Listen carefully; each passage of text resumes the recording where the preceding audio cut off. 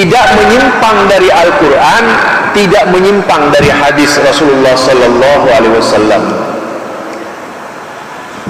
Itu Pak. Jadi contohnya dari sikap Muhammadiyah itu bahwa amar ma'ruf nahi mungkar. Kemarin Pak di Al-Azhar ya, Bapak Anwar Abbas, Buya Anwar Abbas yang pernah ceramah di tempat ini ya, hari raya Adha kemarin ya. Lah beliau itu mendeklarasikan yaitu gerakan anti-Islam fobia nasional. Assalamualaikum warahmatullahi wabarakatuh. Sobat-sobat semua, saya Refli Harun. Dalam kesempatan ini saya ingin memperkenalkan YouTube Zulkarnain Al-Maduri. Ya, jadi Zulkarnain Al-Maduri Channel. Banyak kajian tentang sunnah. Mudah-mudahan sobat-sobat semua berkenan untuk mampir ke channel ini ya, untuk kebaikan kita bersama. Wassalamualaikum warahmatullahi wabarakatuh. Assalamualaikum warahmatullahi wabarakatuh.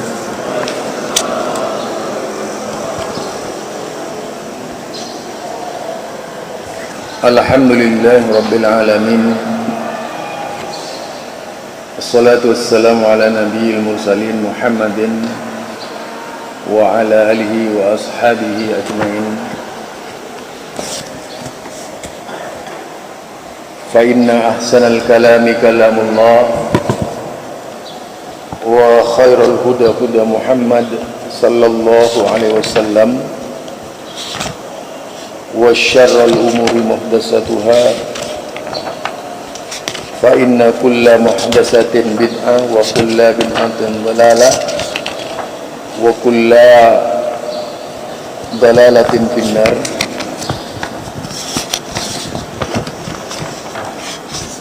Seperti bulan-bulan sebelumnya, bahwa kajian kita tetap berkaitan dengan himpunan putusan tarjih Muhammadiyah. Sedangkan yang akan kita angkat berkaitan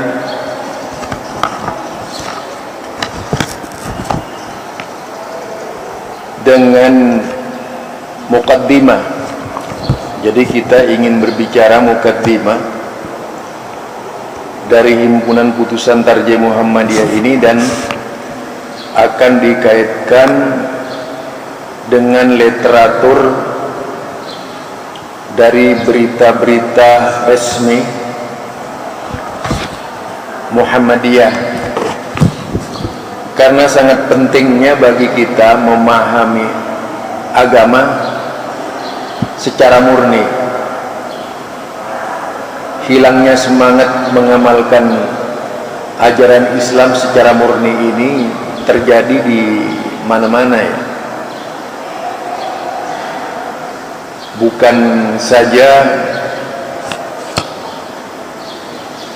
terjadi di Indonesia yang jumlahnya atau penduduknya mayoritas Islam, tapi terjadi di seluruh dunia untuk beramal dengan amalan sebagaimana persisnya yang diamalkan oleh Rasulullah dan para sahabatnya. Nah, kalau kita melihat sikap tarjih, ada yang mungkin terlupakan dari diri kita, bahwa kita ini sebenarnya siapa. Dalam muqaddimah tarjih itu disebutkan, amma ba'd fa innal firqatan najiyah minas salaf ajma'u 'ala al-i'tiqad bi anna al-'alam kulluha hadisun khalaqahu Allahu minal 'adami wa huwa ayyil 'alam qabilu lil fana wa ala anna an-nadra fil kauni li ma'rifatillah wajibun syar'an wa ha nahnu nasra'u fi bayani usulil aqaidis sahihah. Ini mukaddimah dari himpunan putusan tarjih. Menariknya dalam mukaddimah ini, himpunan putusan tarjih mencantumkan kata al-firqatun najiyah yang tidak biasa dikenal di Indonesia. Kalau di Indonesia ini nggak biasa dikenal. Yang dikenal di Indonesia dengan sebutan Ahlus Sunnati wal Jamaah. Tetapi di himpunan putusan tarjih ini justru menerangkan sebaliknya, yaitu menerangkan kata yang tidak dikenal dikala itu di kalangan umat Islam pada saat lahirnya Kiai Haji Ahmad Dahlan.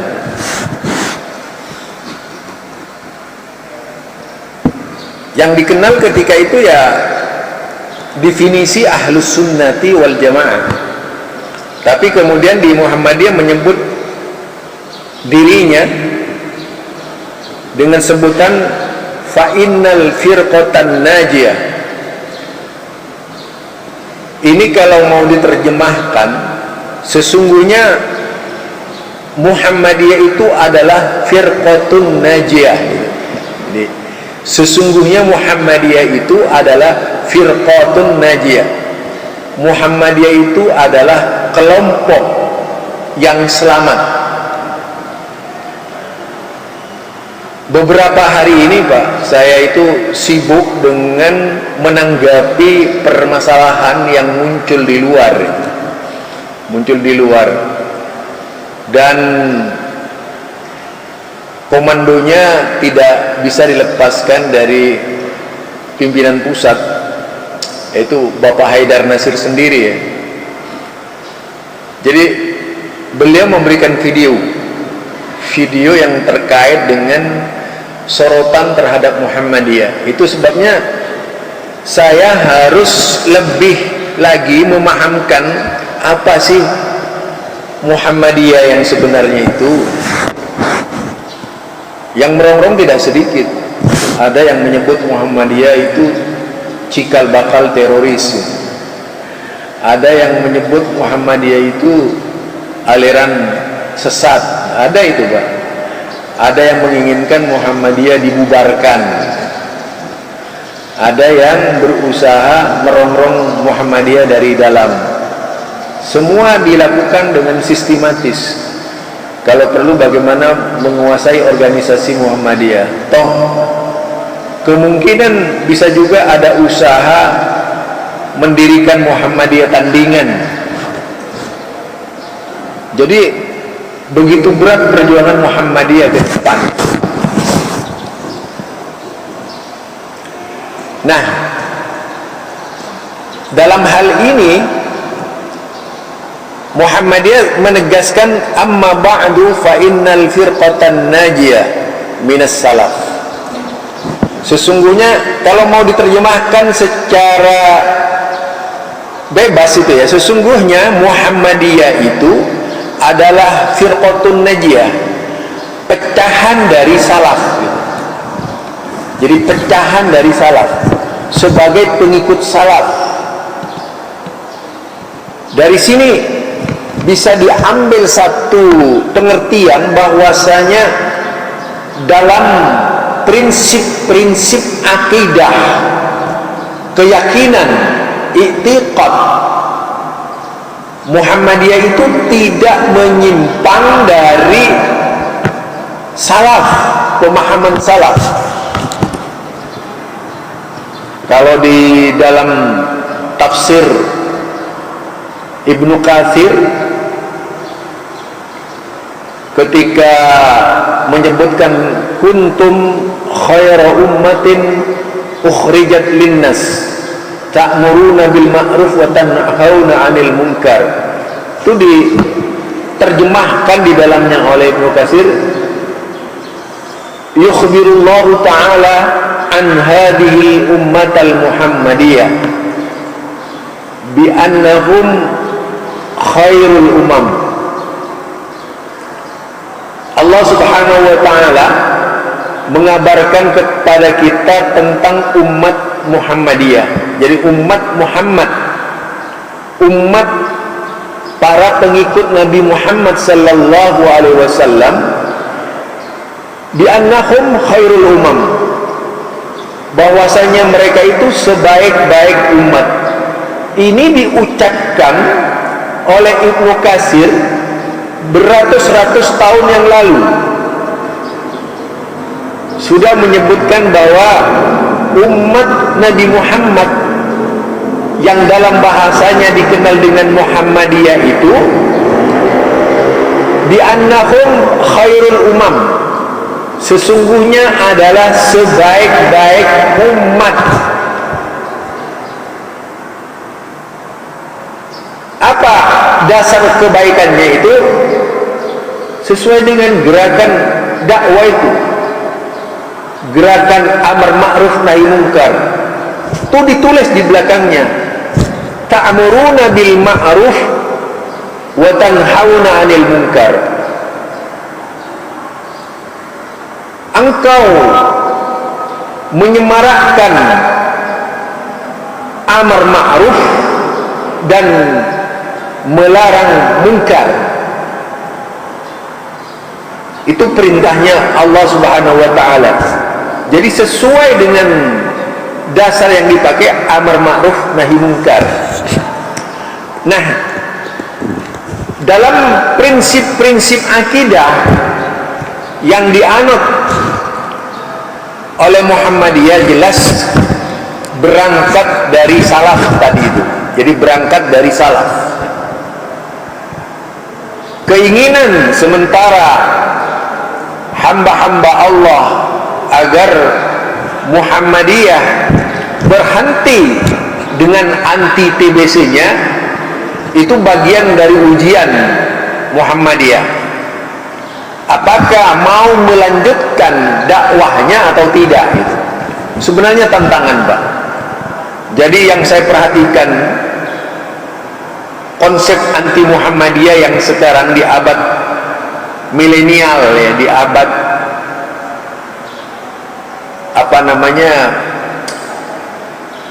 di abad kemajuan yang dikenal dengan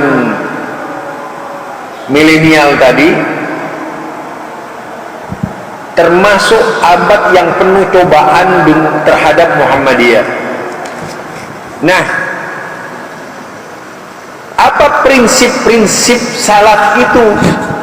Prinsip-prinsip salaf dalam permasalahan akidah itu konsepnya Al-Quran. Jadi prinsip-prinsip salaf dalam hal akidah landasannya Al-Quran, dasar-dasarnya itu Al-Quran, dasar-dasarnya hadis, tidak menyimpang dari Al-Quran, tidak menyimpang dari hadis Rasulullah Sallallahu Alaihi Wasallam. Itu, Pak. Jadi contohnya dari sikap Muhammadiyah itu bahwa amar ma'ruf nahi munkar. Kemarin, Pak, di Al-Azhar, ya, Bapak Anwar Abbas, Buya Anwar Abbas, yang pernah ceramah di tempat ini, ya, hari raya Adha kemarin, ya, lah beliau itu mendeklarasikan yaitu gerakan anti-Islam fobia nasional yang dideklarasikan di Masjid Al-Azhar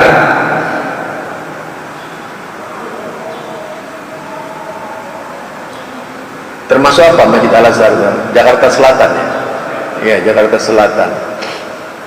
Lah itu dihadiri oleh seluruh umat Islam dan tokoh-tokoh.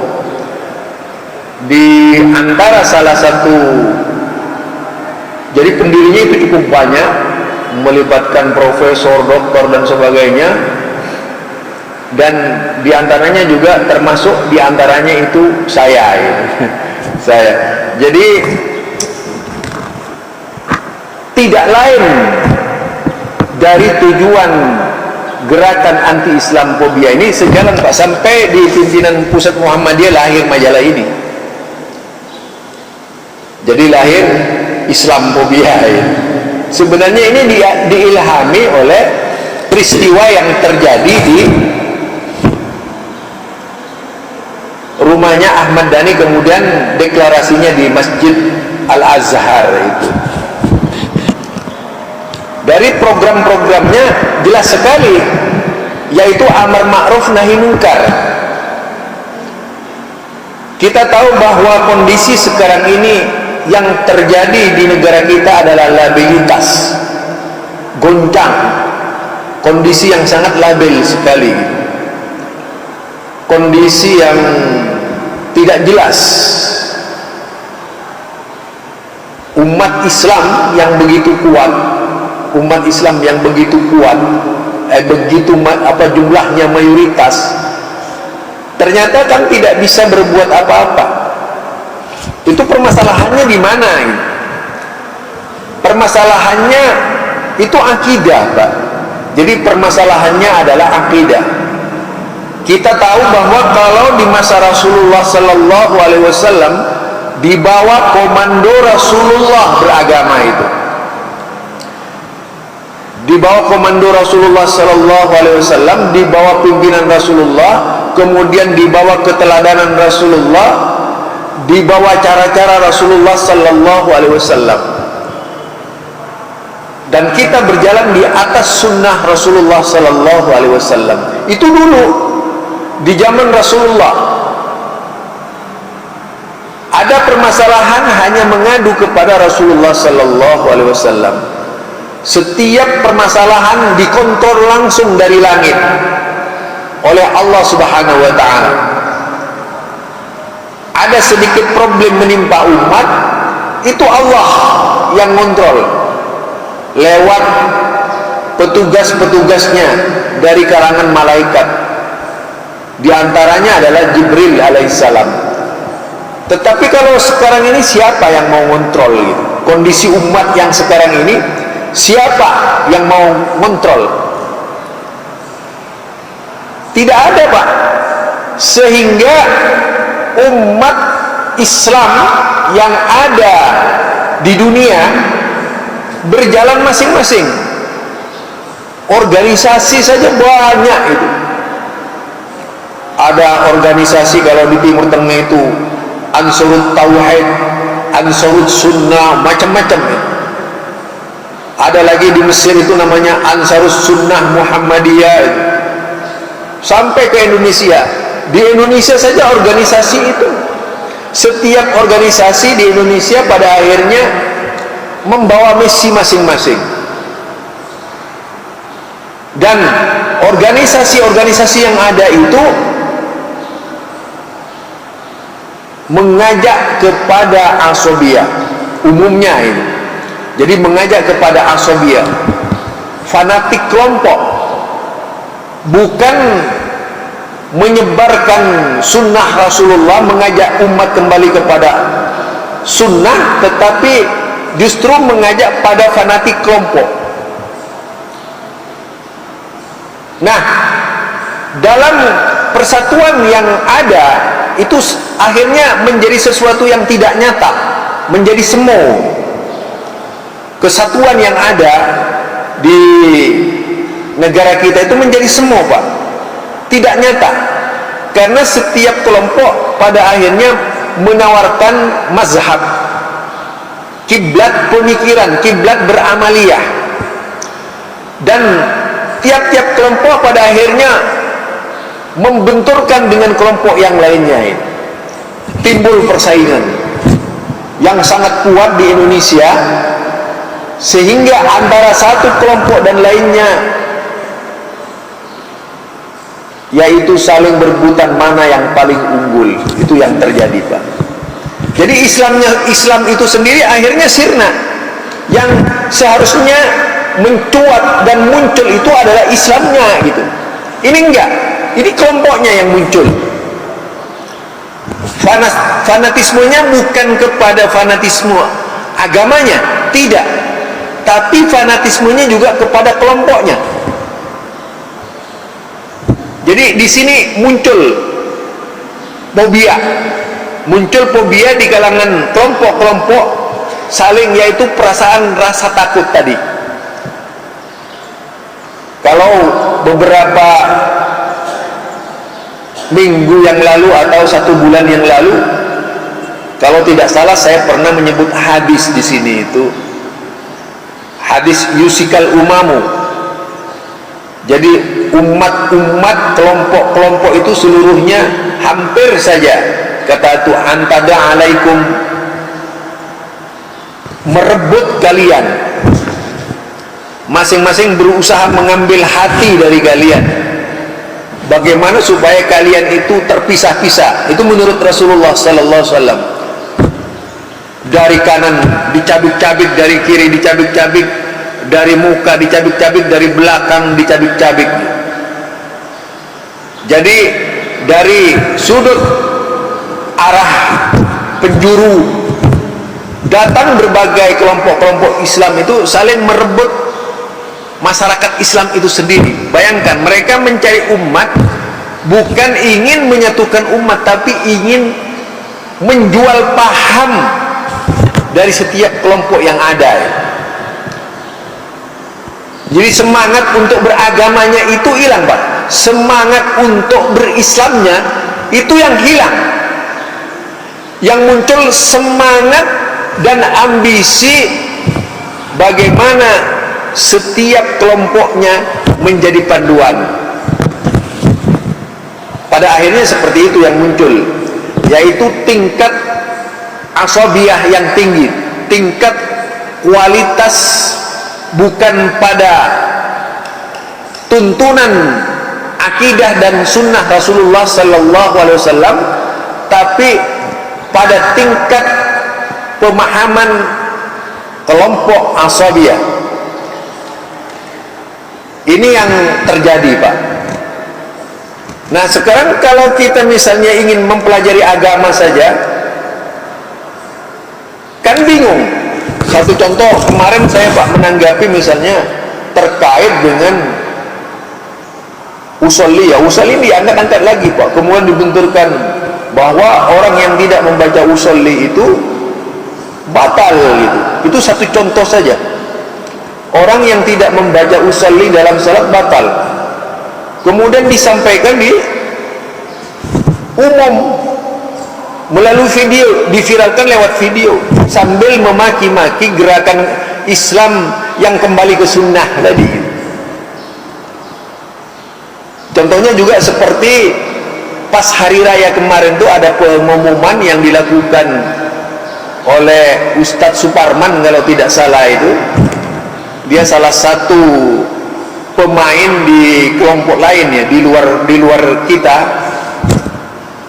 Dia mengumumkan bahwasanya kalau ada ormas mengumumkan hari raya, jadi ormas yang mengumumkan hari raya itu termasuk bugot. Pernah dengar nggak?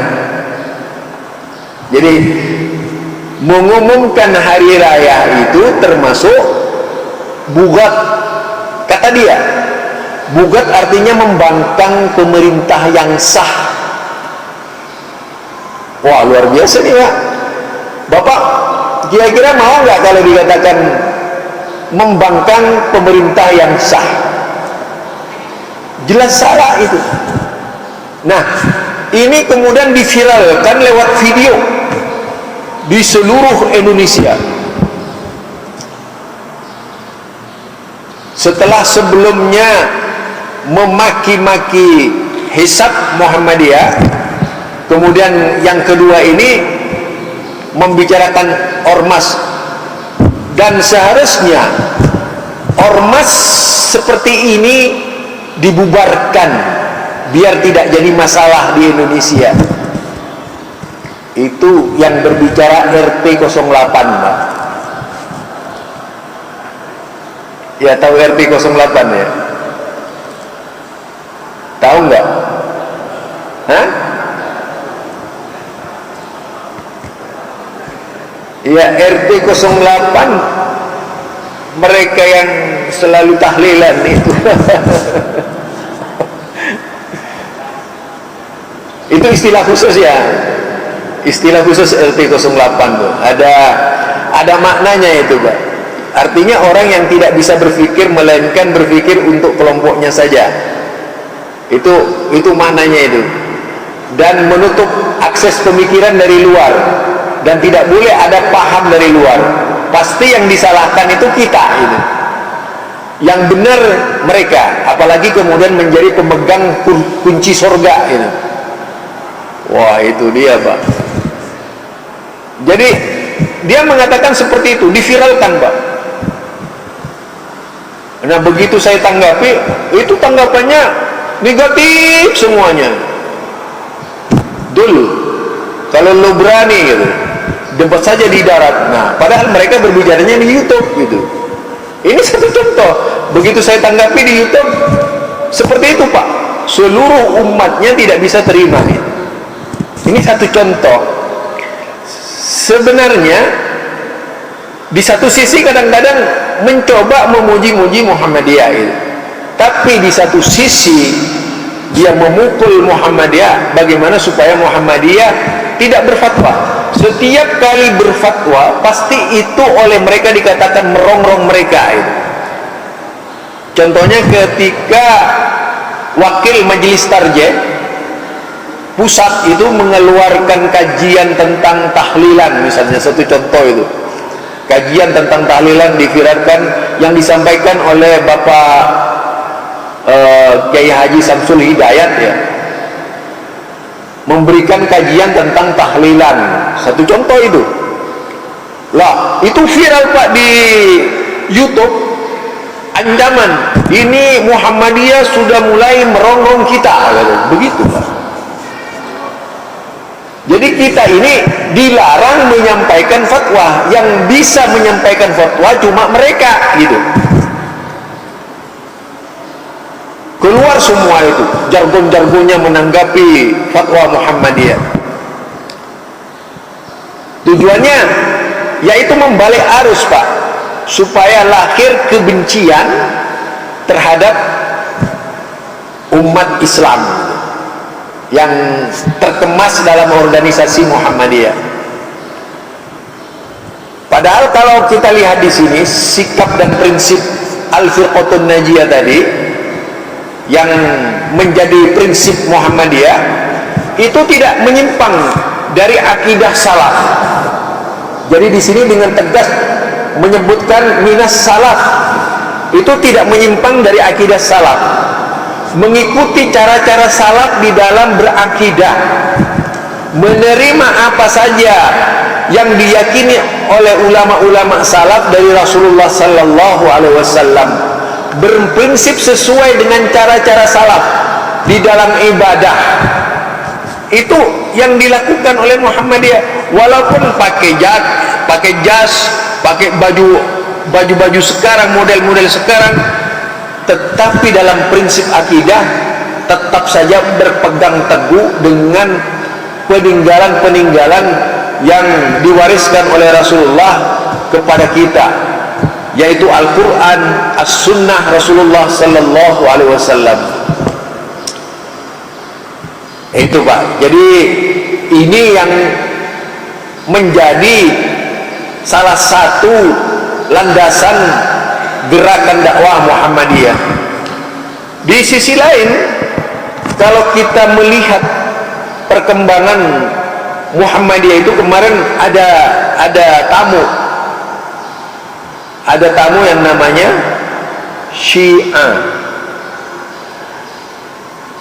Syiah Rafidah. Kita tahu Rafidah itu siapa itu.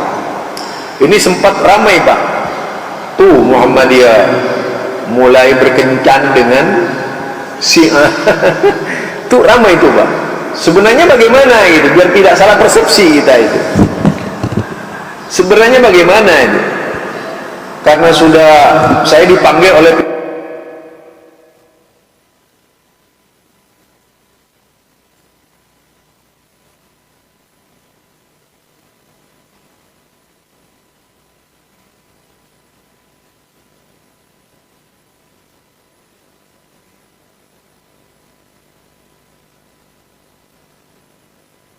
beberapa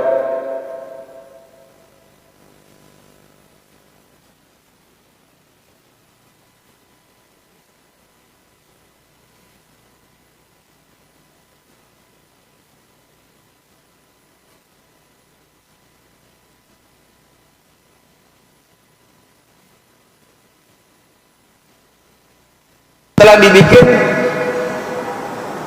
Bapak Haidar Nasir ditanya, ayah, bagaimana dengan sikap Muhammadiyah ini lagi ribut di luar mengenai Syiah? Jadi kalau saya Pak, karena saya tidak di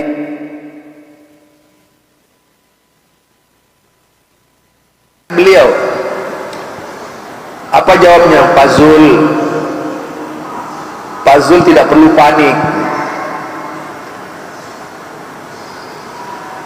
Bukankah di dalam hadis Rasulullah sallallahu alaihi wasallam, man amana billah wal yaumil akhir, kata beliau ini, siapa yang beriman kepada Allah dan hari akhir, fal yukrim dhaifahu, muliakan tamunya.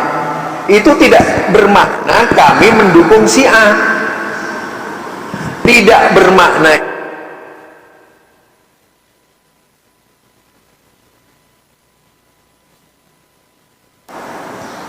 itu yang disampaikan oleh beliau kepada saya gitu. Oh kalau begitu saya muat Buya, ayah, saya bilang ayah kepada Bapak Haidar Nasir itu. Saya kalau begitu akan saya bikin video. Ya silahkan bikin video. Udah saya akhirnya bikin video juga Pak, menerangkan, karena itu ribut Pak, di Muhammadiyah ribut, di luar Muhammadiyah ribut.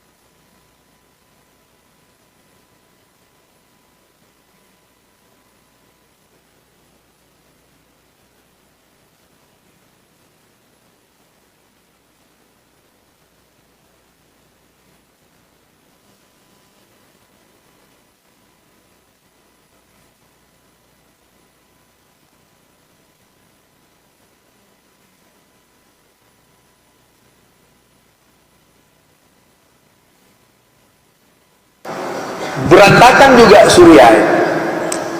Nah sekarang di Indonesia itu diaduk-aduk, sementara orang Syiah ini untuk membentengi diri berpura-pura menjadi ahlus sunnah, berpura-pura menjadi ahlus sunnah dan menunggang di bawah naungan organisasi besar di Indonesia, organisasi besar di Indonesia yang kebetulan secara amaliyah sama, Pak. Tahlilan iya, tawassul iya, tibaan iya, gitu, sama itu ya. Tadi itu RT 08 itu RT 08 itu sama amaliyahnya, Pak, tidak ada yang beda. Nah yang beda kan hanya Muhammadiyah. Muhammadiyah, Persis, Al-Irsyad, ya termasuk Salafi. Nah ketika ini menjadi masalah di Indonesia, mereka berusaha menyebut ormas-ormas ini semuanya terpengaruh pemahaman Wahabi. Kalau saya bongkar, Pak, kemarin saya membongkar itu masalah Wahabi. Di Mekah itu ada Raja Husain, dulunya ada Raja Husain. Raja Husain itu adalah seorang raja yang menguasai Mekah, namanya Raja Syarif Husain. Menguasai Mekah ketika masih maraknya kuburiyun.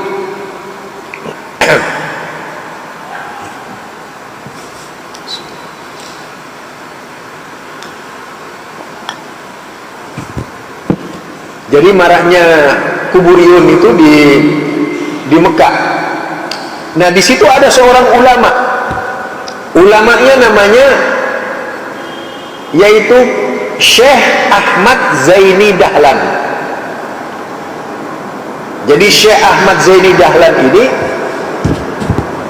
terdapat di dalam kitab, nama kitabnya I'anatul Talibin.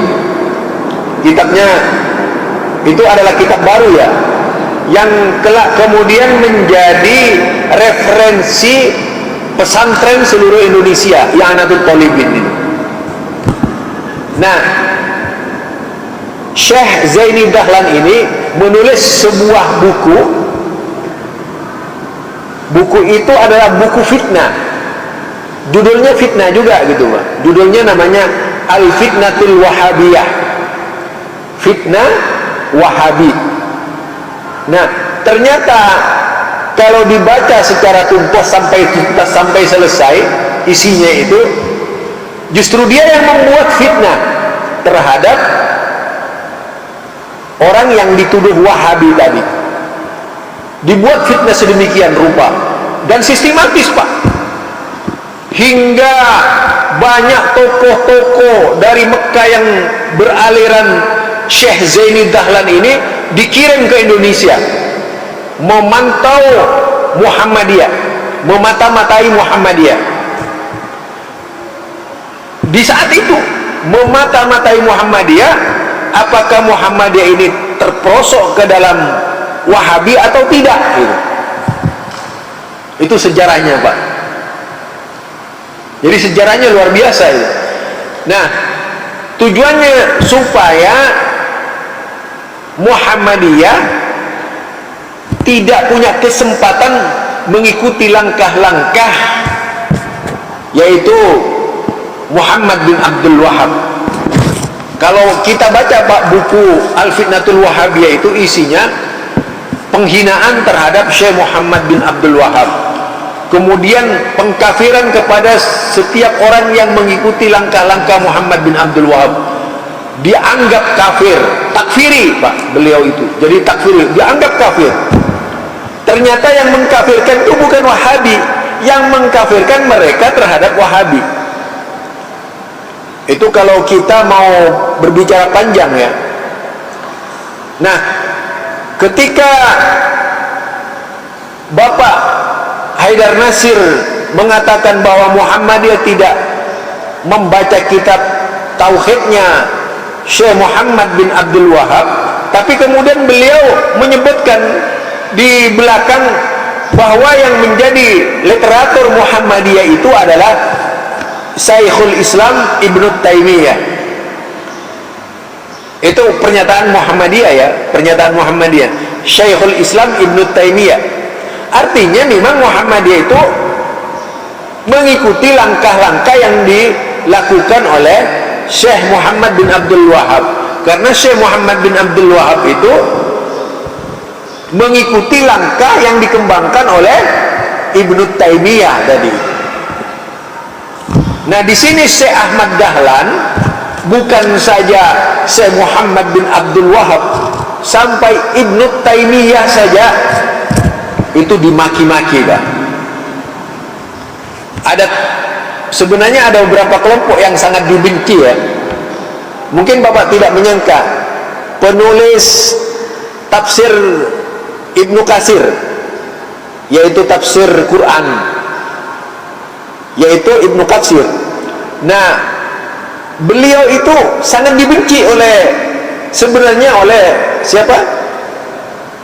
Syekh Ahmad Zaini Dahlan itu. Karena beliau ini murid Ibnu Taimiyah. Kemudian Ibnu Qayyim Al-Jauzi itu sangat dibenci oleh Ibnu Taimiyah, oleh Syekh Ahmad Zaini Dahlan. Ada lagi itu As-Satibi, itu sangat dibenci oleh As-Satibi itu sangat dibenci oleh Ibnu Taimiyah, oleh Syekh Ahmad Zaini Dahlan. Jadi tokoh-tokoh inilah yang kelak kemudian dianggap sebagai sumber aliran sesat versi Syekh Ahmad Zaini Dahlan. Hingga pada akhirnya ketika berdirinya Muhammadiyah itu, sampai di Mekah Pak, perjalanan Muhammadiyah itu dipantau. Ketika itu suasananya tidak ramah Pak, terjadi ketegangan, tidak sebagaimana kisah film itu terjadi akur dengan siapa? Hasim Asy'ari. Tidak seperti itu ceritanya. Itu terkesan sangat mengada-ngada, cukup menegangkan Pak.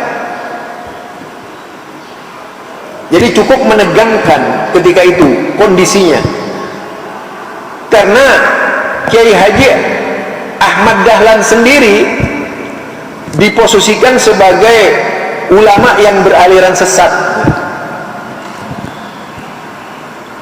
Kedua, musola beliau dibakar. Dan yang ketiga, dakwah beliau ke Jawa Timur itu dihalang-halangi. Dan ketika minta izin kepada tokoh yang ada di Jawa Timur itu, yang ada di Jombang, yang ada di Tebu Ireng pada waktu itu tidak pernah diizinkan, seolah-olah tidak pernah diizinkan. Bahkan ketika mengadukan permasalahan tidak pernah dijawab oleh pendiri 1926 itu Pak. Jadi sebenarnya rumit gitu ya, rumit banget kondisinya itu. Tidak seperti yang di film tuh banyak dirubah-rubah sudah Pak. Padahal itu hanya sebagai isu politik saja, isu politik ya, supaya masyarakat tuh beranggapan bisa menyatu antara dua kelompok besar di Indonesia. Kenyataannya sampai sekarang pun tidak pernah menyatu. Itu sejak dulu Pak tidak pernah bisa bersatu. Di zaman penyatuan antara dua kelompok ini muncul yang namanya lembaga tafkir, Tanwirul Tafkir. Ketika itu yang dipelopori oleh siapa namanya, Kiai Haji Mas Mansur dengan Kiai Wahab Hasbullah dari NU. Bentuk lembaga seperti itu Pak, lembaga diskusi. Pada akhirnya lembaga diskusi ini bubar, tidak berhasil mencapai tujuan. Jadi sudah berkali-kali Nah, yang sekarang berbeda dengan masa lalu. Yang sekarang ini lebih pada keinginan dan ambisi untuk yang berkuasa itu hanya mereka saja. Jadi sangat berat sekali kondisinya ya. Jadi dakwah kita ini tantangannya besar. Untuk bisa menancapkan panji anti TBC, tahayul bid'ah khurafat, rasanya sampai ke puncaknya itu sulit banget Pak. Karena tantangannya yang begitu besar itu tadi.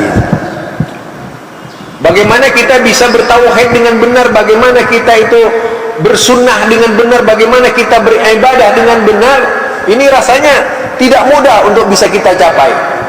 Karena tantangannya dari sana terus. Dan sekarang yang disemarakkan, yang disuarakan, diviralkan, seluruh yang berkaitan dengan sunnah pasti mereka sebut Wahabi. Kembali kepada Al-Quran, Wahabi. Ditunjang oleh orang yang berpikir rasional. Misalnya Sarwat, Ustadz Sarwat itu salah satu itu. Dia berpikir rasional tapi tujuannya membendung arus pemikiran yang kembali kepada Quran dan As-Sunnah itu. Supaya umat tetap berada pada kondisi lama, kondisi masa lalu, yaitu kondisi orang yang fanatik kepada mazhab.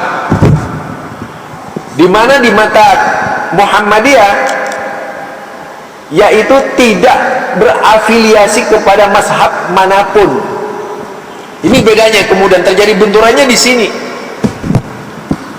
Dan sepertinya memang adem-adem saja ya, walaupun sangat goncang yang sebenarnya itu. Yang kita rasakan seperti itu. Jadi kesimpulannya, kita itu bisa membangun kualitas kesunahan kita melalui dakwah Muhammadiyah ini jika diantara kita benar-benar memahami ilmu alat, kedua menguasai Al-Quran, ketiga menguasai hadis Rasulullah Sallallahu Alaihi Wasallam dengan segala ilmunya, menguasai sejarah. Nah, kalau kita itu Al-Quran oke, kemudian sunnah-sunnah Nabi sudah oke, sejarah-sejarah yaitu sirah nabawi oke, kemudian menguasai berbagai macam kitab fikih, kemudian menguasai berbagai biografi para ulama, insya Allah itu bisa nantinya menyatukan umat jika itu dilakukan oleh setiap hamba Allah yang punya keinginan besar menyadari hakikat persatuan di atas sunnah Rasulullah Sallallahu Alaihi Wasallam. Jadi itu sebagai kesimpulan dari pembicaraan kita pagi ini. Mudah-mudahan seluruhnya kita itu punya komitmen yang sama untuk kembali kepada Quran dan As-Sunnah Rasulullah Sallallahu Alaihi Wasallam.